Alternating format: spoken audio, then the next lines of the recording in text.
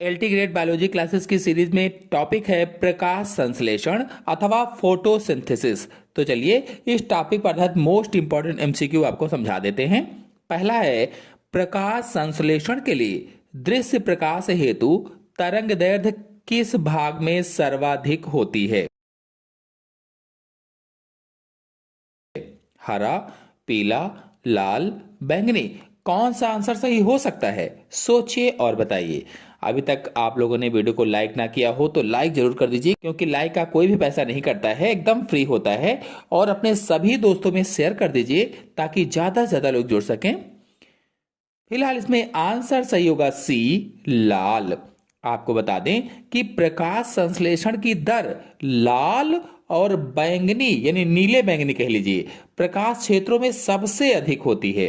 लाल और नीले बैंगनी में सबसे अधिक होती है।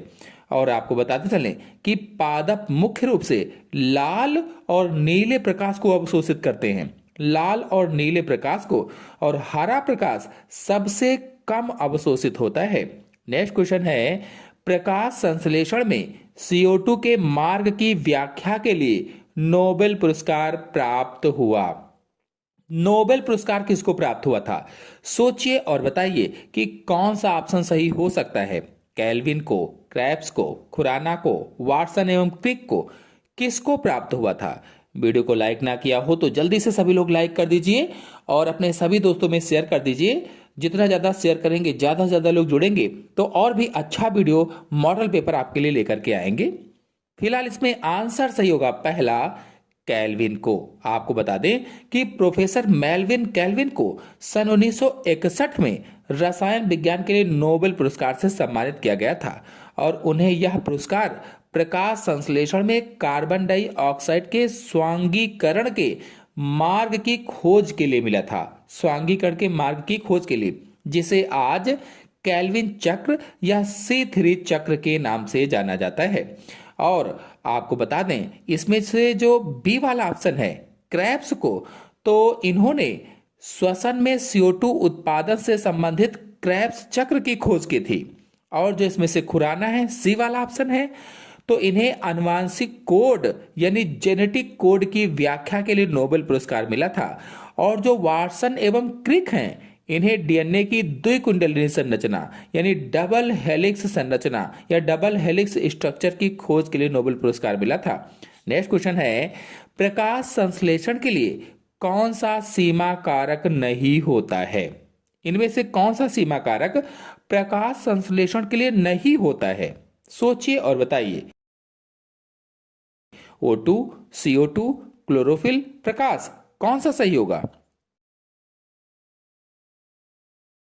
आंसर सही होगा इसमें से पहला, O2 यानी ऑक्सीजन। आपको बता दें कि सीमा कारक मतलब लिमिटिंग फैक्टर वह कारक होता है जिसकी मात्रा में परिवर्तन होने पर प्रकाश संश्लेषण की दर सीधे प्रभावित होती है, उसे ही सीमा कारक कहा जाता है। नेक्स्ट क्वेश्चन है, प्रकाश संश्लेषण की अप्रकाशिक अपक्रिया को यह नाम दिया गया है क्योंकि? जो प्रकाश संश्लेषण की अप्रकाशिक अपक्रिया है, जो डार्क रिएक्शन है, जो ब्लैक मैन अपक्रिया है, उसको अप्रकाशिक अपक्रिया क्यों नाम दिया गया है, ये बताना है। तो आंसर सही होगा इसमें से बी वाला, इसमें प्रकाश की आवश्यकता नहीं होती है। प्रकाश संश्लेषण यानी फोटोसिंथेसिस, अगर आप इस पर वीडियो देखना चाहते हैं तो हमारे चैनल में वीडियो अपलोडेड है, आप लोग जाकर के अच्छी तरीके से समझ सकते हैं। आपको बता दें कि प्रकाश संश्लेषण या फोटोसिंथेसिस की प्रक्रिया मुख्य रूप से 2 स्टेप्स में पूरी होती है। पहला प्रकाशिक अपक्रिया यानी कि लाइट रिएक्शन, और दूसरा अप्रकाशिक अपक्रिया यानी डार्क रिएक्शन। जो प्रकाशिक अपक्रिया है इसे हिल नामक वैज्ञानिक ने खोजा था, और जो अप्रकाशिक अपक्रिया है इसे ब्लैक मैन नामक वैज्ञानिक ने खोजा था। नेक्स्ट क्वेश्चन है, कुछ बीजों में प्रसूप्त के लिए निम्न में से कौन सा निरोधक या संदमक पदार्थ उत्तरदायी है? सोचिए और बताइए कि कौन सा ऑप्शन इसमें से सही हो सकता है। 4 ऑप्शन आपके सामने दिए गए हैं। कुछ बीजों में प्रसूप्त के लिए निम्न में से कौन सा निरोधक या संदमक उत्तरदायी होता है? कौन सा आंसर सही होगा, सोचिए और बताइए। तो आंसर सही होगा इसमें से पहला, एब्सिसिक अम्ल। नेक्स्ट क्वेश्चन है, प्रकाश संश्लेषी जीवाणु तथा नीले हरे शैवालों में उनके प्रकाशग्राही तंत्र के आणविक पदार्थ होते हैं। क्लोरोप्लास्ट में, क्रोमेटोफोर में, ग्रेना में, माइटोकॉन्ड्रिया में, किसमें होते हैं? सोचिए और बताइए कि कौन सा ऑप्शन सही हो सकता है। अभी तक वीडियो को लाइक ना किया हो तो सभी लोग लाइक कर दीजिए, अपने सभी दोस्तों में शेयर कर दीजिए ताकि ज्यादा से ज्यादा लोग जुड़ सके। फिलहाल इसमें आंसर सही होगा बी, क्रोमेटोफोर में। नेक्स्ट क्वेश्चन है, निम्न में से कौन सा C4 पादप है? पपीता, मटर, आलू, मक्का। C4 पादप का नाम बताना है। आपको बता दें कि C4 पादप वह होते हैं जो C4 चक्र का उपयोग करके कार्बन स्थिरीकरण करते हैं। वह उच्च तापमान और तीव्र प्रकाश की स्थिति के लिए अनुकूलित होते हैं। अब इसमें जो मक्का वाला ऑप्शन है, डी वाला ऑप्शन, यही सही ऑप्शन है, यानी मक्का C4 पादप है। जो C4 पादप है एक विशिष्ट उदाहरण है क्या, मक्का वाला। और साथ ही इसमें गन्ना भी होता है C4 पादप, ज्वार भी है C4 पादप। और अगर C3 पादप पूछा जाता तो पपीता, मटर, आलू, ये सभी क्या है, C3 पादप होते हैं। यानी ए, बी और सी वाला ऑप्शन C3 पादप है, जबकि मक्का है, गन्ना है, ये सब क्या होते हैं, C4 पादप होते हैं। नेक्स्ट क्वेश्चन है, प्रकाश संश्लेषण में ग्लूकोज में O2 कहां से आती है? जो प्रकाश संश्लेषण है उसमें ग्लूकोज में O2 कहां से आती है बताना है। जल से, कार्बन डाइऑक्साइड से, वायुमंडल की O2 से, इनमें से कोई नहीं। कौन सा ऑप्शन सही होगा?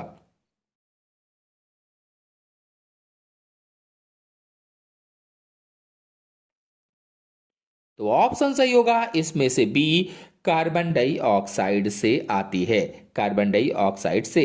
नेक्स्ट क्वेश्चन है, प्रकाश संश्लेषण में एटीपी का निर्माण कहलाता है। जो प्रकाश संश्लेषण है उसमें एटीपी का निर्माण क्या कहलाता है? सोचिए और बताइए कि कौन सा ऑप्शन सही हो सकता है।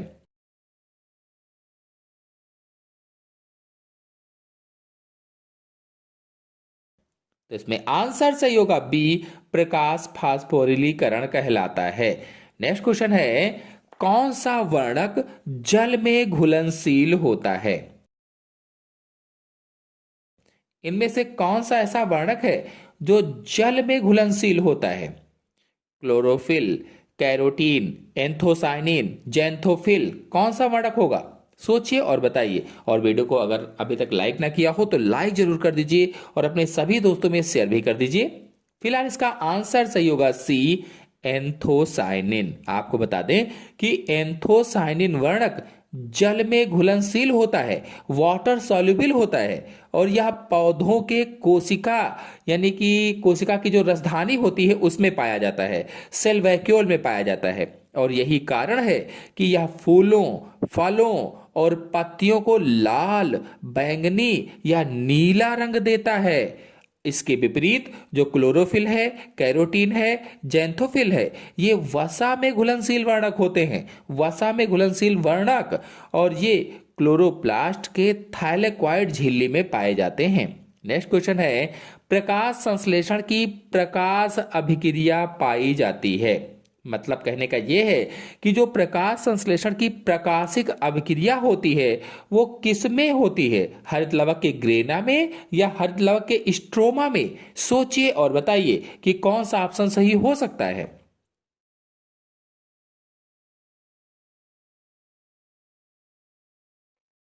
तो इसमें आंसर सही होगा पहला, ग्रेना में। आपको बता दें कि प्रकाश संश्लेषण अथवा फोटोसिंथेसिस की प्रकाशिक अपक्रिया या लाइट रिएक्शन क्लोरोप्लास्ट या हरित लवक के ग्रेना में होती है। और जो ग्रेना है थाइलेक्वाइड नामक चपटी थैलियों के ढेर के रूप में होते हैं।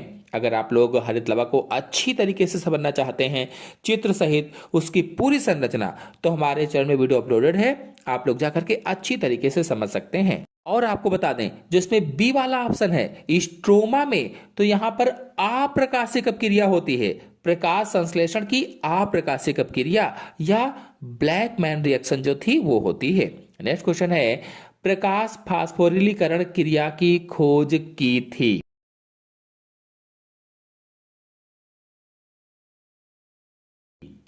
प्रकाश फास्फोरिलीकरण क्रिया की खोज किसने की? कैल्विन ने, आर्नन ने, प्रिस्टले ने, बारबर्ग ने, किसने की थी? सोचिए और बताइए कि कौन सा ऑप्शन सही हो सकता है।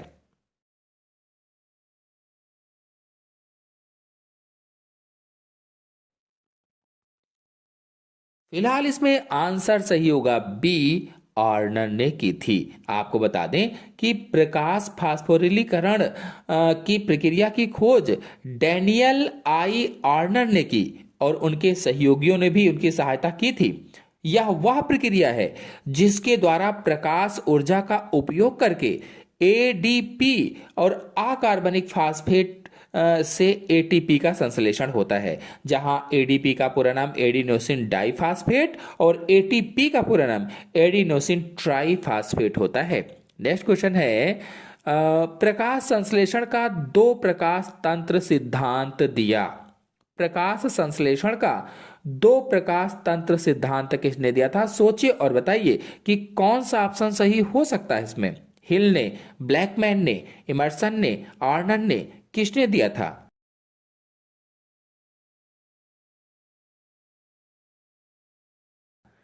आंसर सही होगा इसमें से सी, इमर्सन ने दिया था।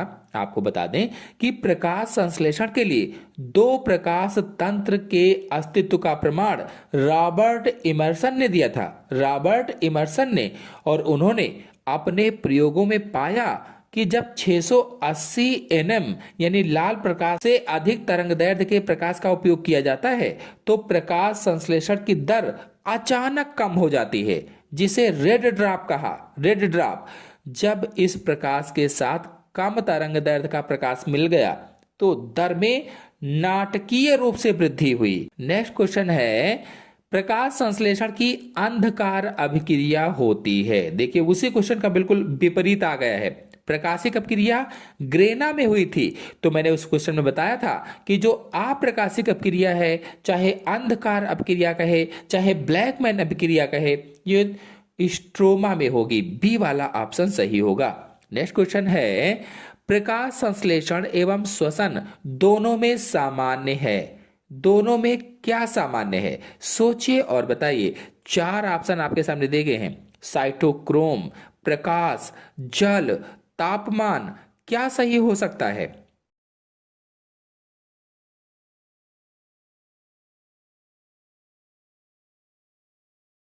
आंसर सही होगा इसमें से पहला, साइटोक्रोम। आपको बता दें कि प्रकाश संश्लेषण और श्वसन दोनों प्रक्रियाओं में इलेक्ट्रॉन परिवहन यानी इलेक्ट्रॉन ट्रांसपोर्ट चेन या ईटीसी शामिल होती है, जिसके लिए साइटोक्रोम नामक प्रोटीन आवश्यक होते हैं।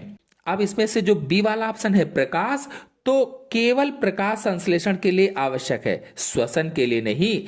जबकि जो जल है सी वाला ऑप्शन, तो प्रकाश संश्लेषण में जल जो होता है ये अभिकारक के रूप में उपयोग होता है और श्वसन में उत्पाद के रूप में उपयोग होता है। और जो इसमें से डी वाला ऑप्शन है तापमान, तापमान जो होता है ये दोनों प्रतिक्रियाओं को प्रभावित करता है लेकिन आवश्यक घटक या उत्पाद नहीं होता है। नेक्स्ट क्वेश्चन है प्रकाश नेक्स्ट क्वेश्चन है निम्न में से कौन सा तत्व प्रकाश संश्लेषण में ऑक्सीजन निकासी के लिए आवश्यक होता है?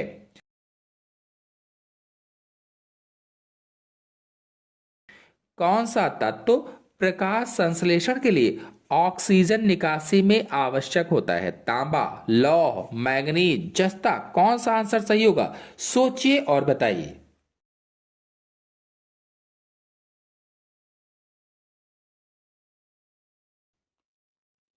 आंसर सही होगा इसमें से सी, मैग्नीज। आपको बता दें कि प्रकाश संश्लेषण की प्रकाश निर्भर प्रतिक्रियाओं के दौरान पौधे जल का प्रकाश अपघटन करते हैं यानी फोटोलिसिस ऑफ वाटर करते हैं, जिससे ऑक्सीजन गैस निकलती है और यह प्रक्रिया ऑक्सीजन विकसित करने वाले कॉम्प्लेक्स में होती है। कॉम्प्लेक्स में जो क्लोरोप्लास्ट के थैलेक्वाइड झिल्ली में फोटो सिस्टम सेकेंड से जुड़ा होता है।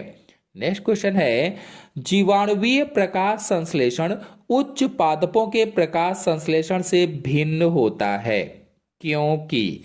कौन सा आंसर सही होगा, सोचिए और बताइए।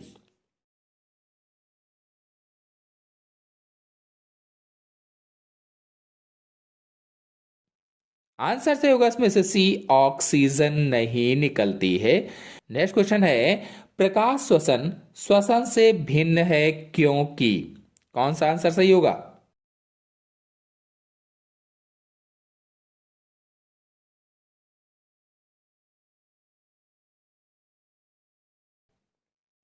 आंसर सही होगा इसमें से डी, यह एटीपी नहीं बनाता। नेक्स्ट क्वेश्चन है, ग्लाइकोलेट का उपापचय किसमें होता है।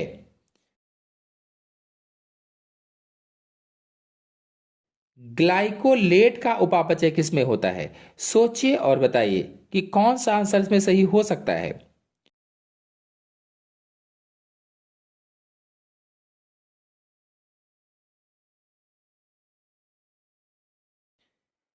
तो आंसर सही होगा इसमें से डी, पैराक्सीसोम। नेक्स्ट क्वेश्चन है, कितने केल्विन चक्र एक हेक्सोज अणु बनाते हैं। कौन सा आंसर सही हो सकता है, 2, 6, 4, 8।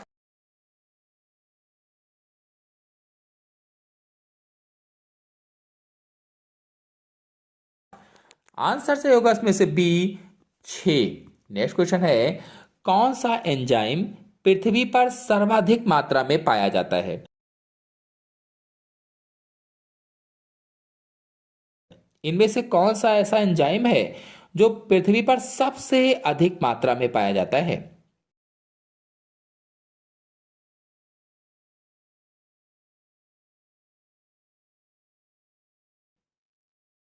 तो इसका आंसर सही होगा D, Rubisco enzyme. Next question है, उच्च पादपों में कार्बोहाइड्रेट का स्थानांतरण होता है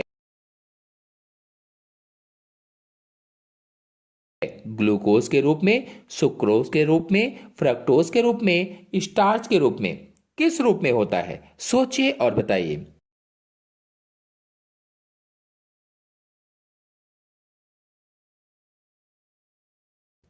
आंसर सही होगा सुक्रोज के रूप में।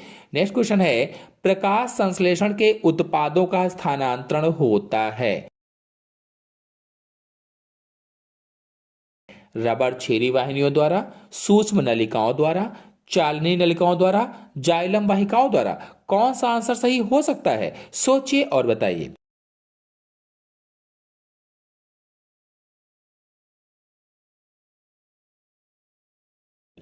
आंसर सही होगा इसमें से सी, चालनी नलिकाओं द्वारा। आपको बता दें कि प्रकाश संश्लेषण के उत्पाद का स्थानांतरण पादपों में फ्लोएम ऊतक के द्वारा होता है, फ्लोएम ऊतक के द्वारा। और फ्लोएम के मुख्य भाग यानी फ्लोएम की जो मुख्य कोशिकाएं होती हैं उन्हें चालनी नलिकाएं कहा जाता है, सीप ट्यूब्स कहा जाता है, जो लंबी बेलनाकार कोशिकाएं होती हैं और भोजन को पत्तियों से पादप के अन्य सभी भागों में पहुंचाती है। जबकि अगर जाइलम वाहिकाओं की बात करें तो जाइलम वाहिकाएं जल और खनिज लवणों का परिवहन संपूर्ण पौधे में करती हैं। नेक्स्ट क्वेश्चन है, पादपों में वह तत्व जो शर्करा के स्थानांतरण के लिए आवश्यक है। मैग्नीज, लोहा, बोरान, मॉलिब्डेनम। कौन सा आंसर सही हो सकता है, सोचिए और बताइए।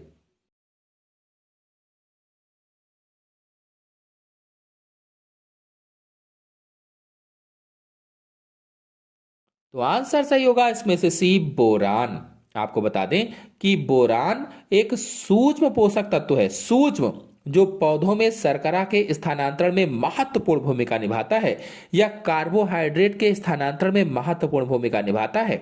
यह तत्व शर्करा बोरेट कॉम्प्लेक्स बनाने में मदद करता है, जिससे शर्करा कोशिका झिल्ली के पार आसानी से स्थानांतरित हो पाती है। इसके अतिरिक्त बोरान पराग अंकुरण, कोशिका दीर्घीकरण और कोशिका विभेदन के लिए भी आवश्यक होता है।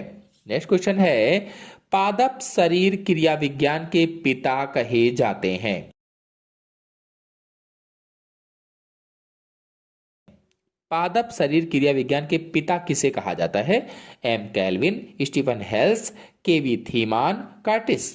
कौन सा आंसर सही होगा? सोचिए और बताइए।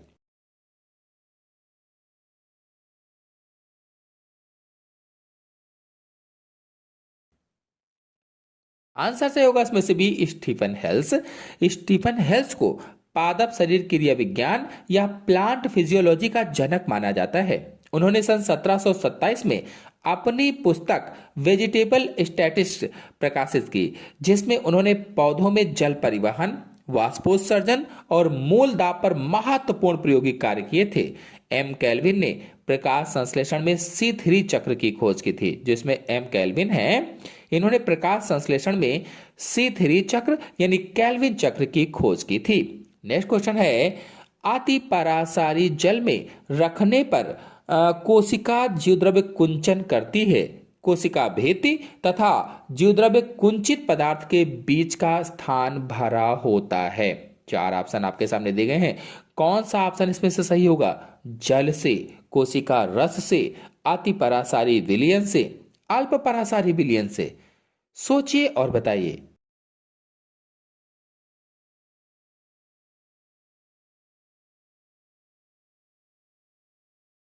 क्या सही हो सकता है?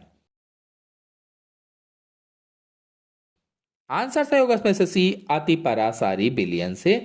आपको बता दें, जब एक पादप कोशिका को अति परासारी विलयन यानी हाइपरटोनिक सॉल्यूशन में रखा जाता है तो बाह्य परासरण के कारण कोशिका के अंदर से जल बाहर आ जाता है और जल की हानि से कोशिका का जीव द्रव्य सिकुड़ जाता है और कोशिका भित्ति से अलग हो जाता है। कोशिका भित्ति और सिकुड़े हुए जीव द्रव्य के बीच यह खाली स्थान बाहर के अति परासारी विलयन से भर जाता है। नेक्स्ट क्वेश्चन है, सर्वोच्च परासरणीय दाब होता है। सर्वोच्च परासरणीय दाब, सोचिए और बताइए। लवणोद्भिदों में होगा, समोद्भिदों में होगा, शुष्कोद्भिदों में होगा या लिथोफाइट्स में होगा? कौन सा आंसर सही हो सकता है?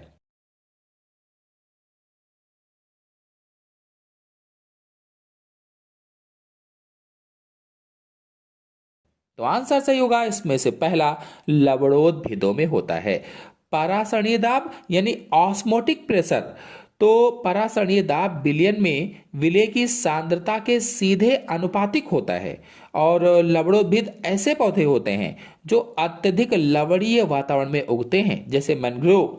और इन पौधों को बाहरी अत्यधिक लवणीय जल को अवशोषित करने के लिए अपनी कोशिकाओं के अंदर सर्वोच्च विलय सांद्रता बनाए रखनी पड़ती है, जिसके परिणाम स्वरूप उनका परासरणीय दाब सबसे अधिक हो जाता है। नेक्स्ट क्वेश्चन है, जब एक कोशिका पूर्णतया स्फीति हो तो क्या शून्य होगा? एक कोशिका पूर्णतया स्फीति हो तो क्या शून्य होगा? सोचिए और बताइए कि कौन सा आंसर सही हो सकता है।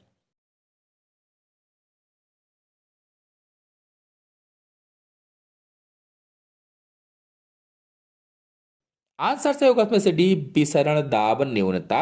नेक्स्ट क्वेश्चन है, जीवद्रव्य कुंचन एक प्रक्रम है। बाह्य परासरण का, अंतः परासरण का, अंतः चूषण का, वाष्पोत्सर्जन का? कौन सा आंसर सही हो सकता है? सोचिए और बताइए।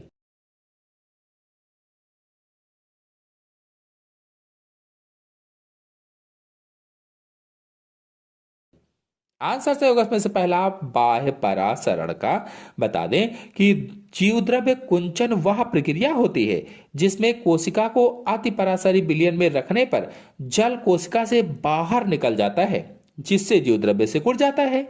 कोशिका से जल का बाहर निकलना बाह्य परासरण कहलाता है और इसके विपरीत अंतः परासरण कोशिका के जल के अंदर प्रवेश को दर्शाता है, जिससे कोशिका स्फीति होती है। वाष्पोत्सर्जन पौधों में वायवीय भागों से जल की हानि, लेकिन यह सीधे जीवद्रव्य कुंचन की प्रक्रिया नहीं होती है। इस तरह से आज के वीडियो में इतना ही। आशा है आपको सभी क्वेश्चन अच्छी तरीके से समझ में आ गए होंगे। आ गए हो तो वीडियो को लाइक कीजिए, अपने सभी दोस्तों में शेयर कीजिए चैनल पर पहली बार आए हैं तो चैनल को सब्सक्राइब भी कर लीजिए। धन्यवाद।